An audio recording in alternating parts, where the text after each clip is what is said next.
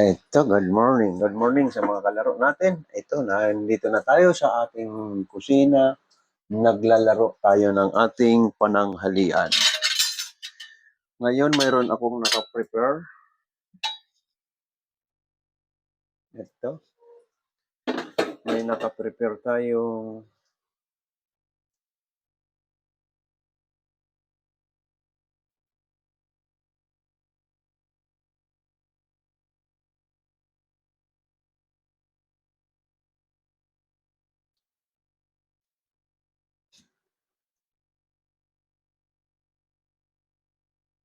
ang ating nakahanda rito, mayroon tayong nakaprepare, nakababad ng ampalaya. Hiniwa natin ito, binababad natin ito sa tubig na may asin para mawala ang pait ng ating ampalaya.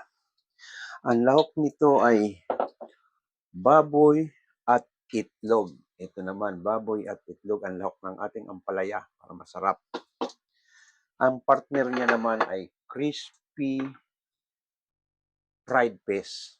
Ayan, maliliit na galunggong, lalagyan natin na katulad ng ginawa ko na nakaraan na linggo, nasarapan sila, ni-request nila ulitin.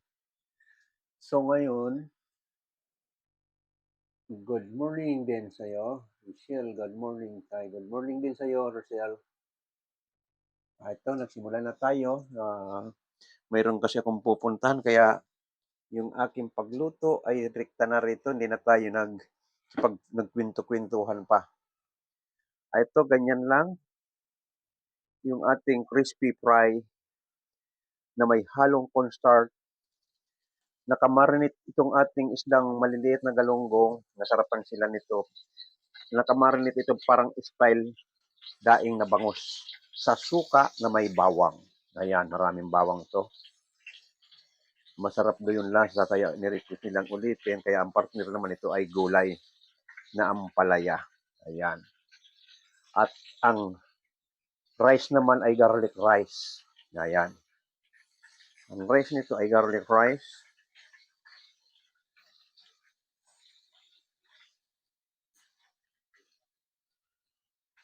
Ayan, ganito lang. Ay mga hindi ko na anot, tuloy lang kayo. Tay, pwede bang makita? Oo. Ayan. Ayan. Ito yung ating isda na nakamarinate. Ito, minarinate natin sa suka na may bawang. Ayan. Mamaya pakita ko sa kalan ha. Ito. Pinagugulong natin sa breadcrumbs na may cornstarch para maging crispy siya. Ayan. Masarap ito. Wala ka na itatapon na tinik sa ganitong isda.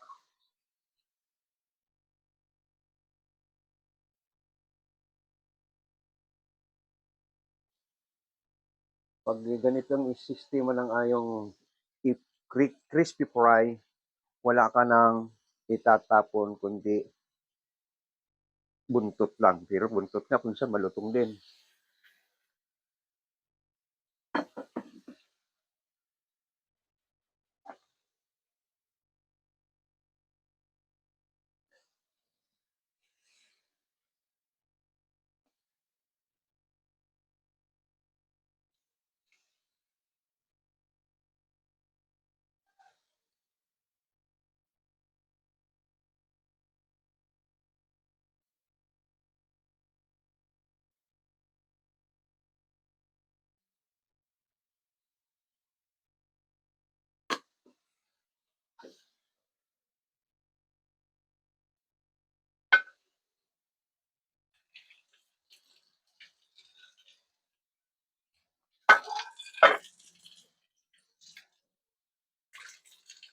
Ito naman, ang igigisa natin na ampalaya sa baboy. Ayan, baboy.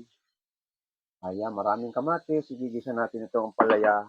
Tapos, ito naman itlog na ito, ganyan. Lalagyan mo ito ng kaunting tubig. Ayan.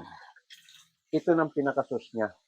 Walang tubig na ilalagay ka sa itlog pag ginisa mo, kundi ito lang, itlog na ito, nilagyan mo ng kaunting tubig, lalapot ito pag nilagay mo sa gulay. Makikita nyo mamaya. Habang mo binabati, may halo ng kaunting tubig. Ayan, pag nilagay mo dyan sa gulay, ito ng pampapalapot yan sa gulay.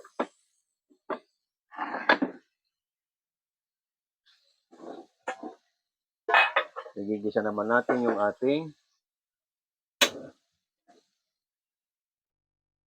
ampalaya.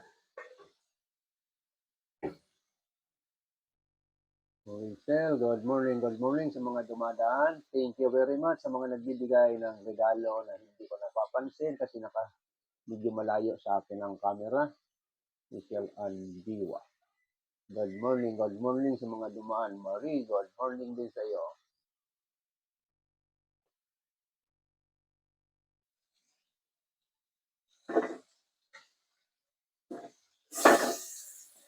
Ayan, panggisa natin ng dahil marami naman mantika dito sa isda. Walang problema, pampalasa na rin sa gulay yan.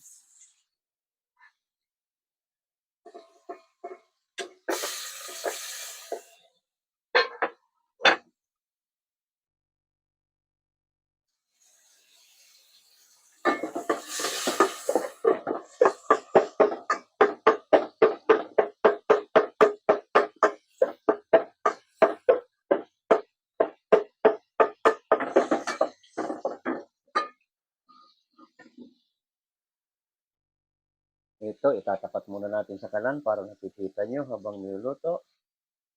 Ayan, ang crispy fry. Kailangan lubog pag nagluto ka ng crispy, kailangan lubog sa mantika. Hindi pwedeng kakaunti ang mantika.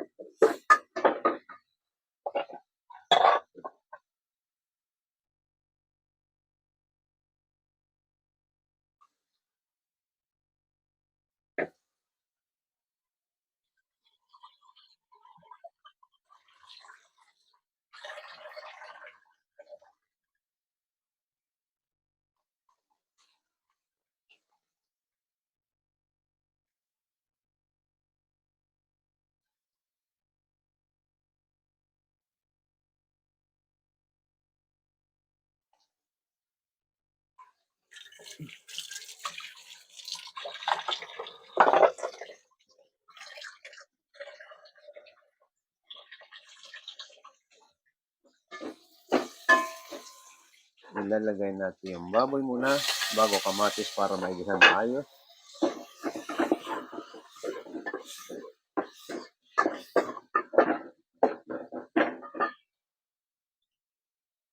Lagyan lang natin ng kaunting asin ang ating pork. Katitin lang kasi timplahan natin ng patis. Ayan, katitin lang.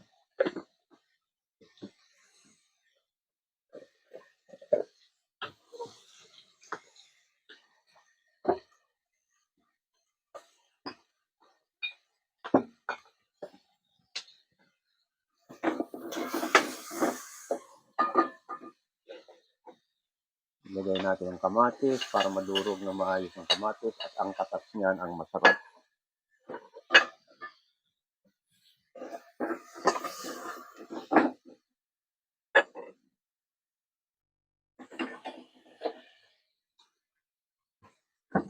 Ito, babalik rin natin yung crispy. Ayan, kita mo, malutong. Hindi pa nababaliktad, malutong ng hitsura.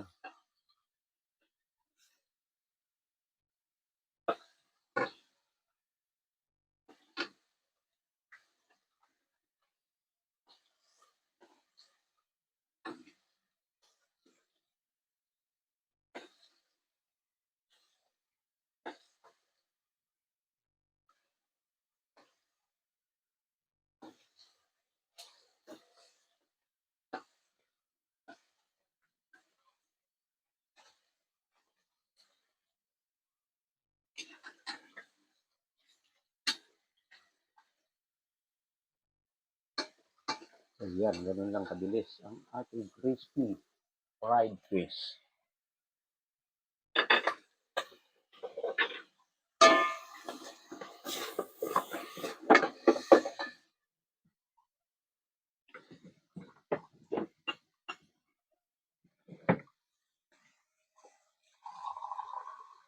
Lagyan natin ng half glass yung ating ginisang baboy kasi matigas yung baboy para pag na-reduce na yung tubig ng baboy, At saka natin ilalagay ang gulay.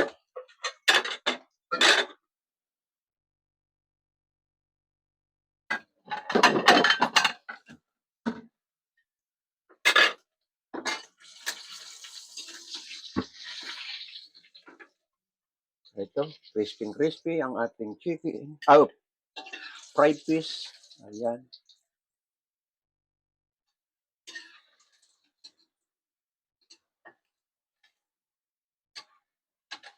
Ayan.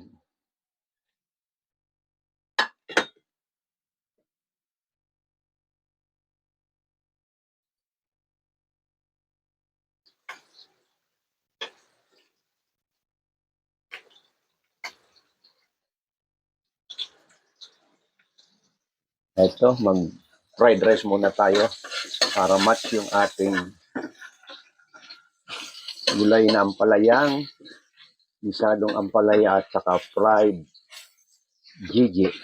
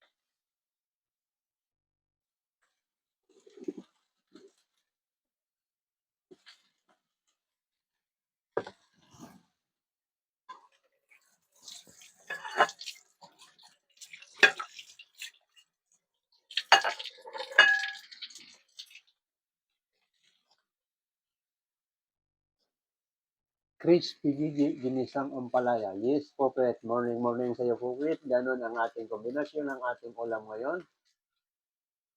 Ayan. Nagluto kasi ko nung nakaraan na linggo niyang galunggong na ng crispy. Nagustuhan nila. Gusto nilang paulit. Oh. Kaya inulit ko ngayon. Ayan lang, ang partner naman, fried rice, garlic rice.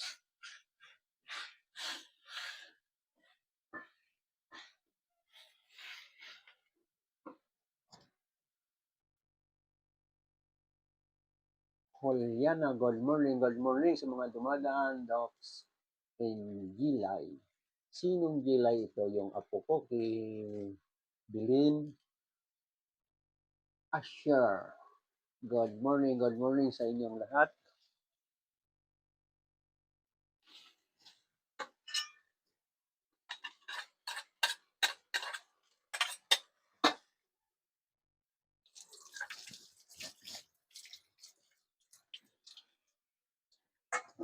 Ayan, dry na yung ating ampalaya. Isusunod natin dry na yung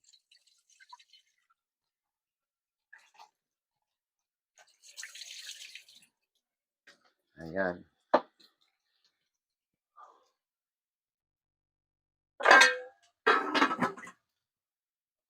Kayo nagigisa ng ampalaya, ayan, dry lang, ayan, walang tubig na yan, yan ang baboy, ayan. Ayan kamatis, ayan ang mga katas kamatis, ayan.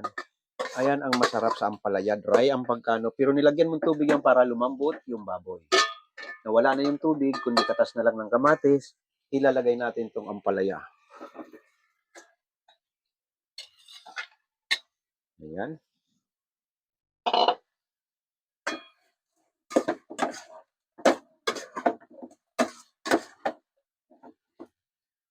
Tatakpan lang natin.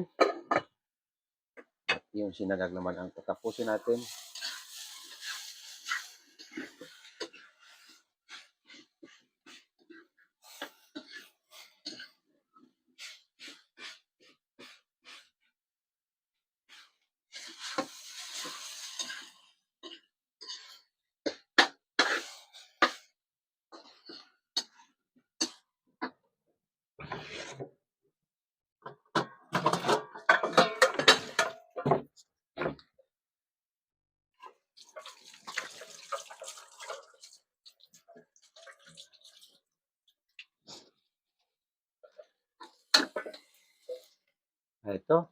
Ilalagay na natin ito. Pinisin natin sa ating ampalaya.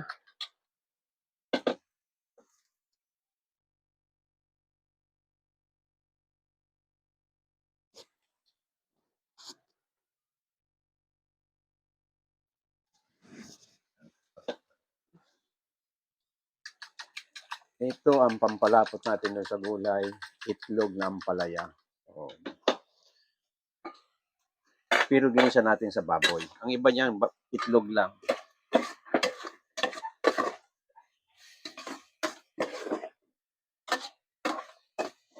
Ayan. Lalagyan natin ng kaunting patis.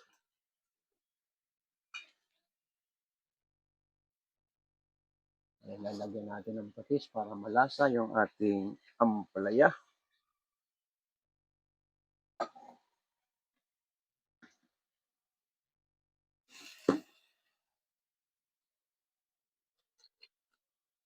Naubos na rin yung, kala ko marami pa yung aking ginisa mix. Wala na pala mga laman. Ito, may kaunti pa. Wala na. Ayan. Ilalagay na natin eggs na binati natin sa gulay.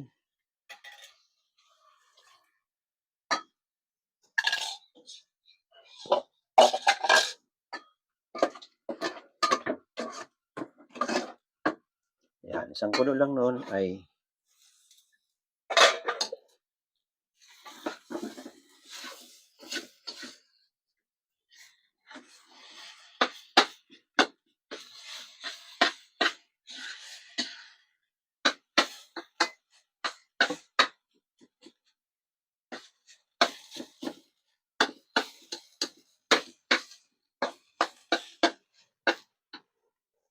okay. Ito, kumukulo na. Ayan.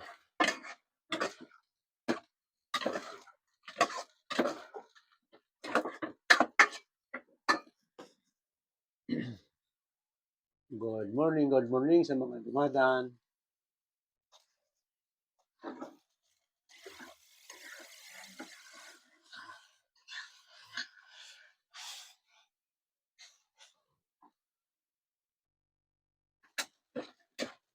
Ayan po, ang ating ampalaya, ganyan na po ang mangyayari yan. Yan. Malapot siya sa itlog, di ba? Ayan. Ayan, malapot siya sa itlog. Ayan. Ganun lang po ang paggulay natin ng ampalaya. Igisa mo yung baboy hanggang sa lumambot. Pag nawala na yung tubig, isunod mo na ang ampalaya at itong itlog na may kaunting tubig para malapot.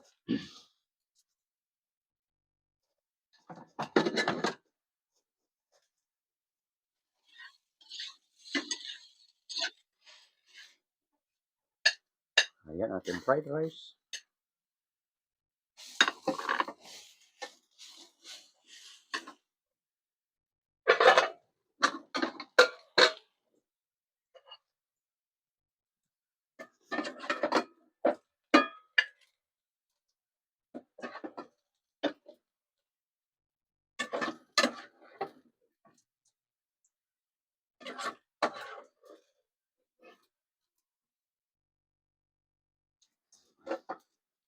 Ganun lang po yung ating ampalaya. Ayan na.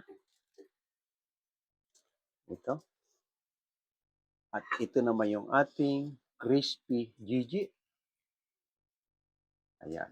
Lagyan natin sa dining.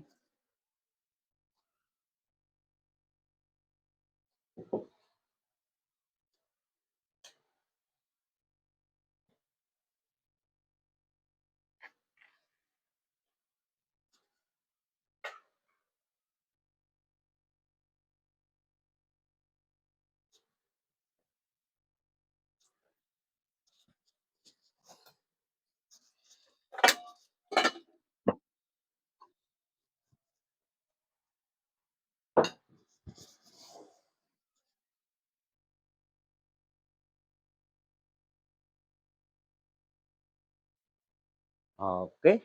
Titikman natin ngayon with garlic rice.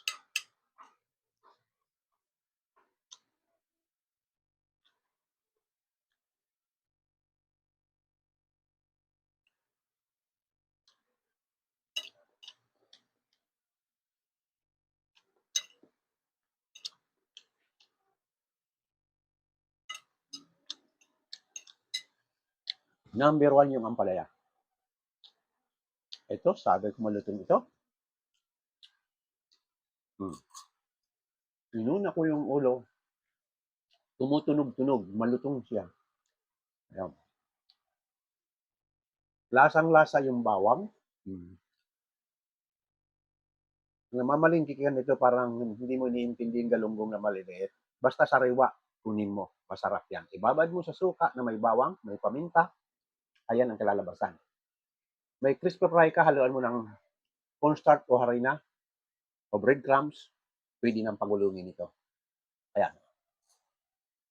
Wala ka nang itatapon na tinik. Wala. Gustalo.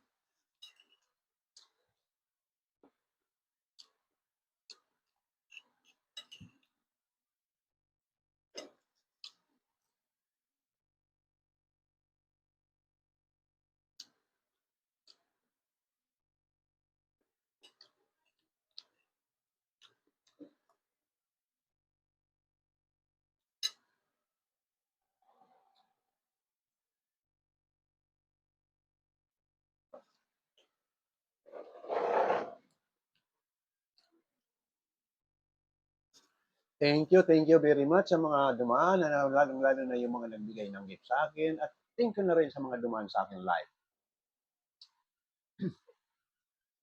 Ngayon, hindi ko pa sa inyo inaano pala yung aking TikTok basket. Ang TikTok basket natin, maraming nilalaman ng mga naka-display.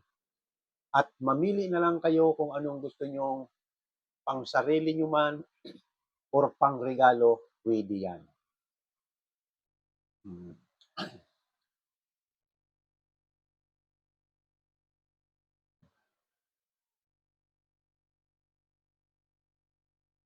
Ngayon, ang ating TikTok basket, napakabilis pag kayo umorder. Within 2 days, nasa inyo na ang in-order nyo. Yan, mamili lang kayo dyan, lalo-lalo na ngayong panahon na tag-init. Marami tayo dyan na pangontra sa init.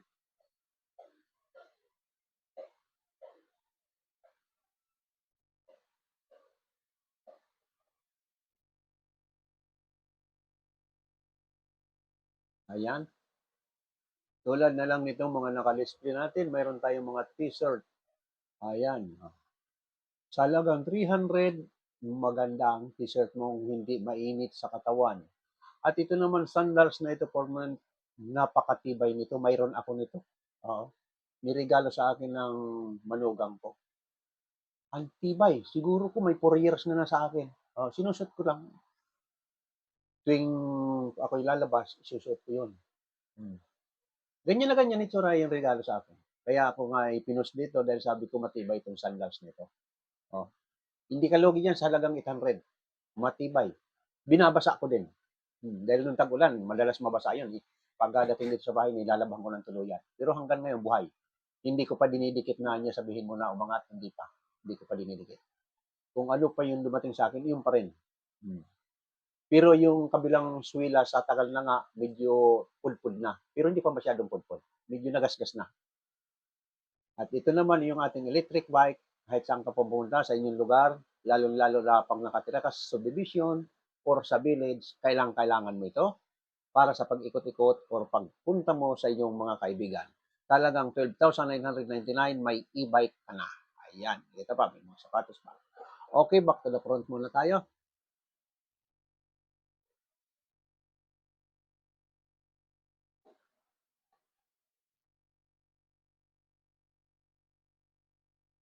Sa mga nagbibigay ng regalo sa akin, thank you very much. Jam, good morning tayo, good morning. To Jam. Lahat ng mga dumadaan sa akin at lalong-lalo na sa mga nagbigay ng regalo, good morning sa inyong lahat. Ito.